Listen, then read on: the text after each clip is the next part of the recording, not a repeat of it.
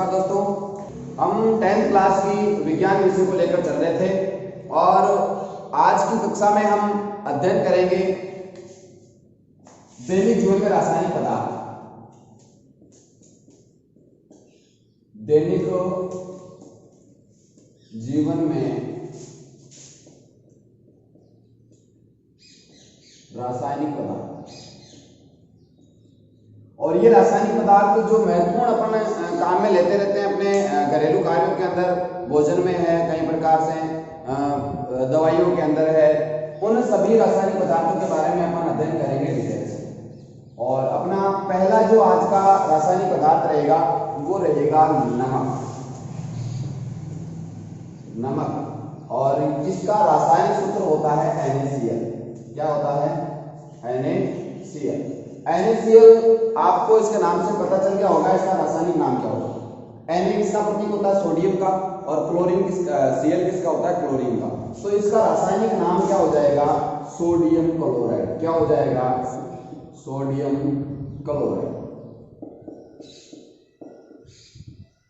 तो ये हमारा जो नमक है, जिसको अपन साधारण भाषा में नमक कहते हैं, भोजन में जिसका उपयोग किया जाता है, वो नमक, उसका रासायनिक सूत्र तो क्या हो गया? NaCl, और इसका रासायनिक नाम क्या हो गया? सोडियम क्लोराइड नाम हो गया इसके सूत्र से, जैसा अपन को पता चला।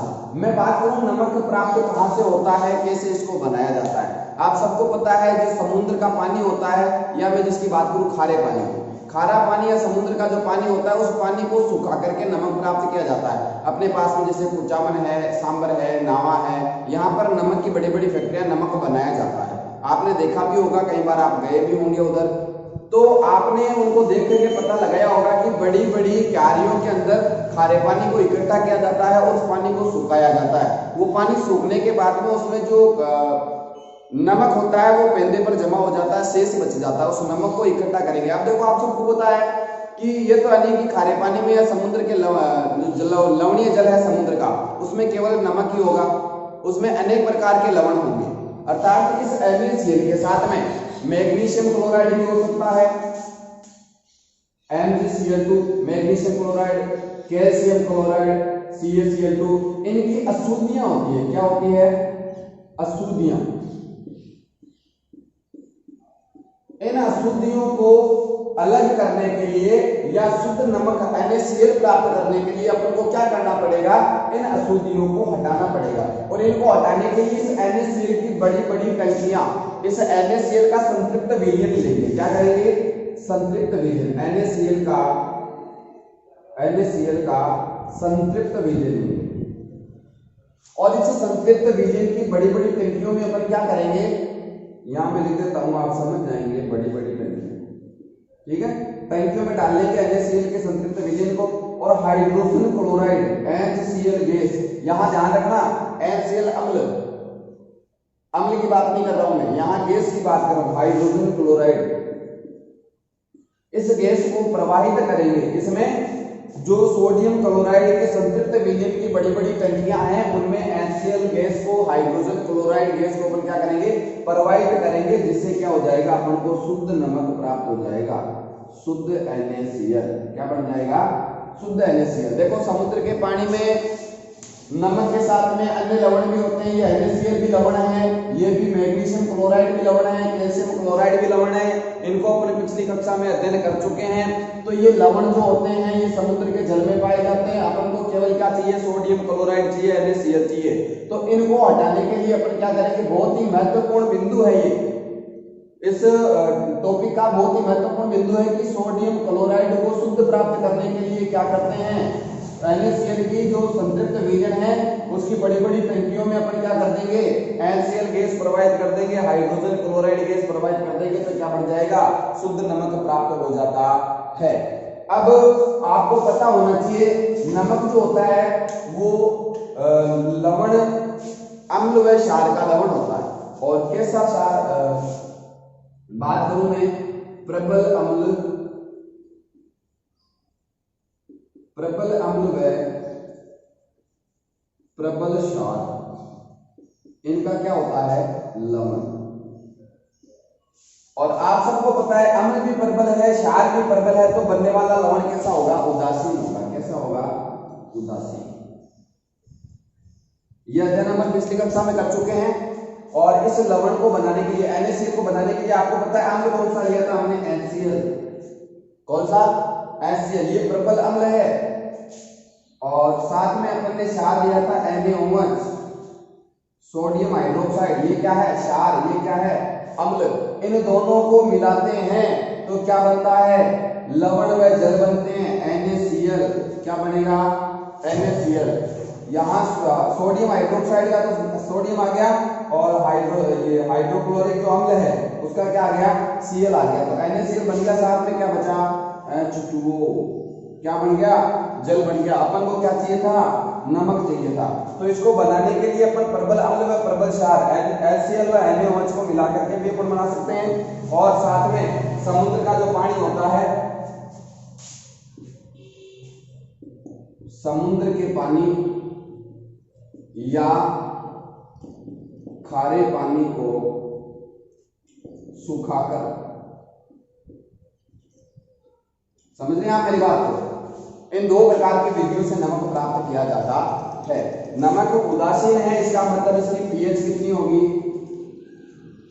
बराबर 7। कितनी होगी? बराबर 7। अपन ने pH इसके लिखी थी। उदासीनता की जो लिमिट है वो कितनी होती है? बराबर 7 पर। बीच में जो 7 होता है इधर 1 से 7 तक तो क्या हो जाएगा? अम्लीय। 7 से ऊपर क्या हो जाएगा? क्षारीय हो जाएगा 14 तक। बराबर बीच में 7 जो था वो क्या है? उदासीनता प्रदर्शित करता है। क्या करता है? उदासीनता। तो शुद्ध जो लवण है NaCl, सोडियम क्लोराइड, उसकी pH कितनी होगी? बराबर 7 होगी। और आप अब इसके बारे में अपन इसके गुणों के बारे में चर्चा करते हैं कि इसमें गुण कैसे कैसे होते हैं। ये सफेद रंग का क्रिस्टलीय ठोस होता है, ठीक है। साथ में बात करूं जल में पूर्णतया विलय भी होता है, पानी में घुलता है। एक बार आप इसका स्क्रीनशॉट लो, फिर अपन इसके गुणों के बारे में चर्चा करते हैं। तो अब अपन बात करते हैं NaCl के गुणों के बारे में। नमक में क्या क्या गुण पाए जाते हैं? जनरली आप जानते हैं नमक कैसा होता है, उसमें क्या गुण होते हैं। अगर बात करूं मैं उसके रंग की तो श्वेत रंग का होता है। अवस्था की बात करूं ठोस अवस्था में पाया जाता है। नमक जो है सफेद रंग का होता है और अवस्था कैसी होती है? ठोस अवस्था होती है। साथ में बात करूं उसके गलनांक की तो उसका गलनांक उच्च होता है। नमक को पिघलाने के लिए कितना ताप देना पड़ेगा? 1081 केल्विन। 1081 केल्विन टेम्परेचर पर ये क्या होता है? इसका गलनांक बिंदु होता है। फिर अपन बात करते हैं जल में अत्यधिक विलय की। ये जल में विलय होता है और बहुत अधिक विलय होता है। आप सबको पता है नमक जो है वो पानी में आसानी से घुल जाता है, अर्थात जल में अत्यधिक विलय होता है। जलीय विलयन में आयनिक भी हो जाता है। आप सबको पता होगा NaCl अगर इसको अपन जल में घोलते हैं तो Na+ और Cl- में टूट जाता है। Na+ और Cl- में टूट करके आयनिक हो जाता है जल में। आपको पता होगा शुद्ध जल जो होता है उसमें विद्युत का प्रवाह नहीं होता, लेकिन जैसे इसमें अपन थोड़ा सा नमक मिला देते हैं तो उसमें विद्युत धारा का प्रवाह होने लग जाता है। कारण क्या है? नमक जल में घुल करके आयनिक हो जाता है और जहां पर आयन पाए जाते हैं वहां पर विद्युत धारा का प्रवाह हो जाता है, अर्थात NaCl जल में पूर्णतया क्या हो जाता है? आयनिक हो जाता है। अब मैं बात करूं NaCl के उपयोग की कि इसका उपयोग कहाँ कहाँ होता है। नमक का उपयोग आप जानते हैं जनरली भोजन के अंदर अपन स्वाद के रूप में करते ही हैं। साधारण नमक के रूप में उसका उपयोग क्या करते हैं? पर भोजन में स्वाद के अनुसार करते हैं। खाद्य पदार्थों के परिरक्षण में जो हमारे भोज्य पदार्थ होते हैं, खाद्य पदार्थ होते हैं, उनका परिरक्षण करने के लिए, उनको अधिक समय तक चलाने के लिए, उनको शुद्ध बनाए रखने के लिए अपन क्या करते हैं? उनमें कुछ मात्रा में नमक डाल के रख देते हैं। तो नमक क्या करता है? खाद्य परिरक्षण का भी काम करता है। हिमीकरण मिश्रण बनाने में, हिमीकरण मतलब ठंडा करने वाला। आप सबको पता होगा कभी कभार आप जब आइसक्रीम खा रहे होते हैं तो उसमें नमक आ जाता है, बहुत ज्यादा आता है। आपने ये भी देखा होगा कि जब आइसक्रीम वाला वो अपना वो लेके आता है तो उसमें चारों तरफ जब बर्फ जमाई रहती है, आइसक्रीम के डिब्बे के चारों तरफ जो बर्फ रहती है उस बर्फ में कुछ मात्रा में नमक भी डाल के रखता है ताकि वो बर्फ जो है वो पिघले नहीं, ठंडी बनी रहे। तो नमक क्या करता है? हिमीकरण मिश्रण बनाने में भी उपयोग में आता है। साथ में कुछ विशेष प्रकार के रासायनिक पदार्थ बनाने में इसका उपयोग होता है।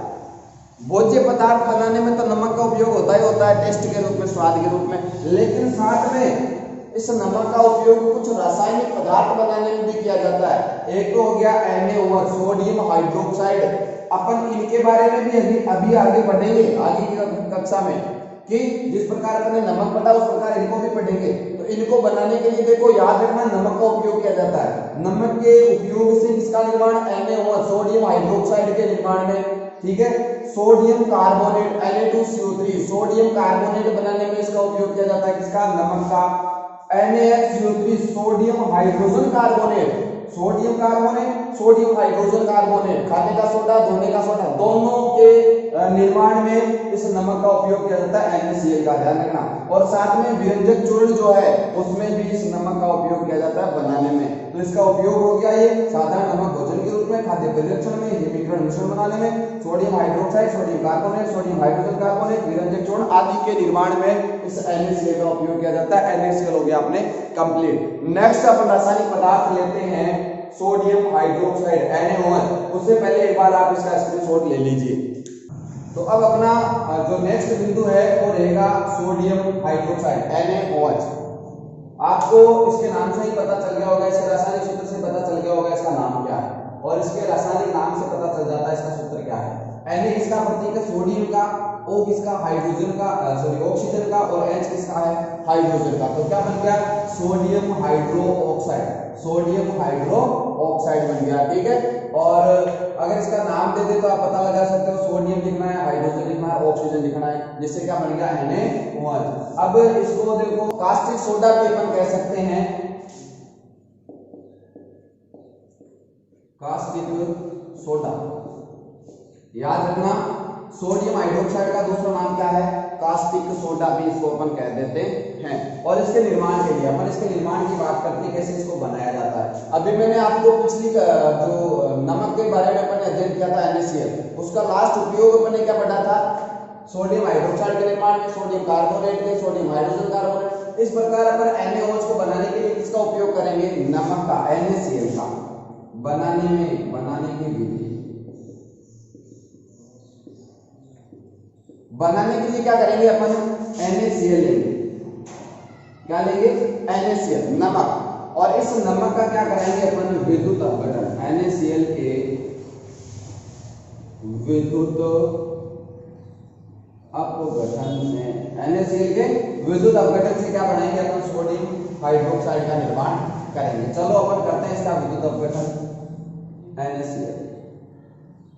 और विद्युत अपघटन करवाने के लिए इसका क्या बनाएंगे, जलीय विलयन, क्योंकि विद्युत धारा किसमें प्राप्त होगी, विलयन में प्रवाहित होगी। तो क्या कर लेते हैं अपन, H2O मिला देते हैं, क्या मिला देते हैं, H2O मिला दिया। अब इसमें विद्युत धारा प्रवाहित करते हैं, क्या करते हैं, धारा, और कौन सी, विद्युत, समझ जाना आपको ना, मैंने शॉर्ट में लिखा है। विद्युत धारा प्रवाहित करेंगे तो क्या बन जाएगा अपना, NaOH बन जाएगा, साथ में क्लोरीन बाहर निकलेगी, साथ में हाइड्रोजन बाहर निकलेगी। याद रखिए किसी भी जो विद्युत धारा के द्वारा जो रिएक्शन होती है, रासायनिक अभिक्रिया होती है, उनमें एनोड व कैथोड पर उत्पाद का निर्माण होता है। तो यहाँ याद रहे एनोड पर तो क्या बनेगी, क्लोरीन, कहाँ बनेगी, एनोड पर, और कैथोड पर क्या बनेगा, हाइड्रोजन। और ये जो अपना मेन उत्पाद है, मुख्य उत्पाद, ये भी कहाँ बनेगा, कैथोड पर बनेगा, ठीक है। क्योंकि एनोड क्या होता है, पॉजिटिव चार्ज वाला, किसको आकर्षित करेगा, नेगेटिव चार्ज वाले को। कैथोड क्या होता है, नेगेटिव चार्ज वाला, किसको आकर्षित करेगा, पॉजिटिव चार्ज को। यहाँ भी क्या है, पॉजिटिव चार्ज, सोडियम हाइड्रोक्साइड। ये एक प्रकार का क्षार है, क्या है, क्षार, प्रबल क्षार है, याद रखना। सोडियम हाइड्रोक्साइड क्या है, प्रबल क्षार, बताया था ना मैंने आपको। प्रबल अम्ल में प्रबल क्षार से क्या बनता है, लवण बनता है, जल बनता है। तो उसमें अपन ने इसको काम में लिया था NaOH को, प्रबल क्षार है एक प्रकार का, ठीक है। तो ये अपने पास में क्या बन गया, सोडियम हाइड्रोक्साइड का निर्माण हो गया। अब अपन सोडियम हाइड्रोक्साइड के गुणों के बारे में, इसके उपयोग के बारे में चर्चा करते हैं। एक बार आप इसका स्क्रीनशॉट ले लें, या चलो गुण पढ़ लेते हैं। नमक का पहला गुण क्या था कि ये श्वेत रंग का क्रिस्टलीय ठोस होता है। ये भी श्वेत रंग का क्रिस्टलीय ठोस है, श्वेत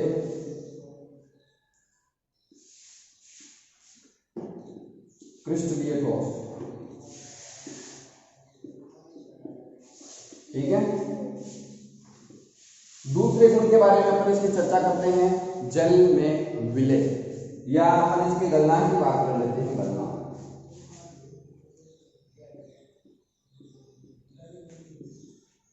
गलनांक इसका होता है 591 केल्विन। कितना होता है? 591 केल्विन। तीसरी अगर इसकी बात करते हैं, जल में विलय, क्या होता है? जल में विलय होता है, ठीक है।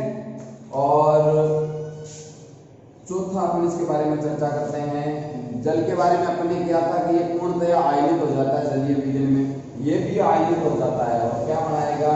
Na plus OH, Na plus और OH माइनस में क्या हो जाता है? आयनित, ठीक है। और इसके जो क्रिस्टल होते हैं, सोडियम हाइड्रोक्साइड के जो क्रिस्टल होते हैं वो प्रस्वैद्य प्रवृत्ति के होते हैं। कैसे होते हैं? प्रस्वैद्य प्रवृत्ति के, याद रखना। प्रस्वैद्य प्रवृत्ति का मतलब हो गया, प्रस्वैद्य प्रवृत्ति का मतलब हो गया जिस प्रकार अपन नमक को वायुमंडल में खुला छोड़ देते हैं तो वायुमंडल की नमी को सोख लेता है, वायुमंडल की नमी को सोख लेता है और हल्का गीला सा हो जाता है। ये सोडियम हाइड्रोक्साइड भी ऐसा ही होता है, अगर इसको खुला छोड़ देते हैं वायुमंडल में तो वायुमंडल की नमी को सोख करके हल्का गीला हो जाता है। ये हो गई इसकी प्रस्वैद्य प्रवृत्ति, ठीक है। अब ये हो गए इसके गुण कंप्लीट। अब इसके उपयोग के बारे में चर्चा करते हैं, इसका उपयोग कहाँ किया जाता है। एक बार आप इसका स्क्रीनशॉट ले लें और साथ में नोट्स बनाते रहें। अब अपन इससे सोडियम हाइड्रोक्साइड के उपयोग के बारे में अध्ययन करते हैं कि इसका उपयोग कहाँ कहाँ किया जाता है। देखो, पहला उपयोग हो गया इसका साबुन, कागज व शिल्प उद्योगों में। साबुन और कागज के निर्माण में किसका उपयोग किया जाता है? सोडियम हाइड्रोक्साइड का। याद रखना, सोडियम हाइड्रोक्साइड का उपयोग साबुन, कागज व शिल्प उद्योगों में किया जाता है, इनके निर्माण में इनका उपयोग किया जाता है। कुछ अन्य रासायनिक पदार्थ भी होते हैं जिनके निर्माण में इसका उपयोग होता है, लेकिन मुख्यतः आपने साबुन है, कागज है, शिल्प उद्योग है आदि में इनका उपयोग किया जाता है। किसका? सोडियम हाइड्रोक्साइड का। फिर है बॉक्साइड के धातुक्रम में। बॉक्साइड एक प्रकार का धातु है और आप सबको पता होगा धातुएं जो है वो खनन के द्वारा बाहर निकाली जाती है, फिर इनको अलग अलग किया जाता है, पृथक पृथक किया जाता है, वो है धातुक्रम। क्या है? धातुक्रम, मतलब इनको अलग अलग शुद्ध रूप में प्राप्त करना। तो बॉक्साइड को शुद्ध करके अलग प्राप्त करने में या पृथक करने में किसका उपयोग किया जाता है? सोडियम हाइड्रोक्साइड का उपयोग किया जाता है। फिर पेट्रोलियम के शोधन में पेट्रोलियम पदार्थ जो होते हैं उनको भी शुद्ध करने के लिए किसका उपयोग किया जाता है? सोडियम हाइड्रोक्साइड का उपयोग किया जाता है। फिर है वसा व तेलों के निर्माण में, वसा और तेल बनाने में इसका उपयोग होता है सोडियम हाइड्रोक्साइड का। वसा, चिकनाहट, तेल, इन सब के निर्माण में किसका उपयोग किया जाता है? सोडियम हाइड्रोक्साइड का।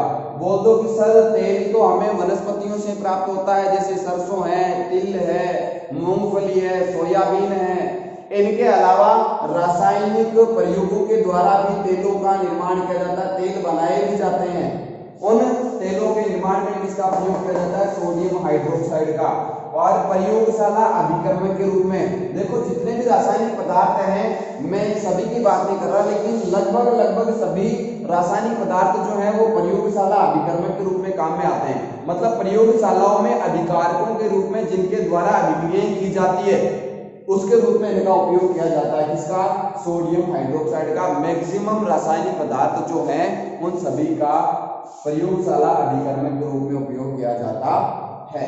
ये हो गया अपना NaOH भी कंप्लीट। आज के लिए इतना ही, धन्यवाद। अगर कक्षा अच्छी लगे तो लाइक, शेयर और कमेंट करके जरूर बताएं, और कहीं पर आपको कुछ डाउट है, कुछ समस्या रहती है, कुछ समझ में नहीं आता है तो आप कमेंट बॉक्स में कमेंट करके बताएं कि सर हमारे यहाँ पर समझ में नहीं आया। मैं अगली कक्षा में उसको समझाने का प्रयास करूंगा। धन्यवाद।